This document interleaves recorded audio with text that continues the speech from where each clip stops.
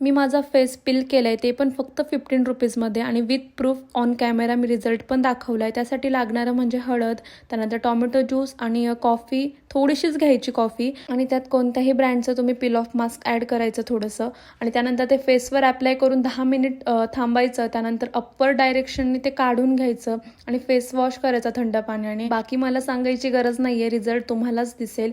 इतकं छान आहे आणि विथ प्रूफ मी आज तुम्हाला दाखवलं पण आहे ते. त्यानंतर आज मला खूप बाहेरचं काहीतरी खाऊशी वाटत होतं, म्हणजे असं स्ट्रीट फूड वगैरे. म्हणून मी माझ्या फ्रेंडला कॉल केला की आपण कुठेतरी खायला जाऊया.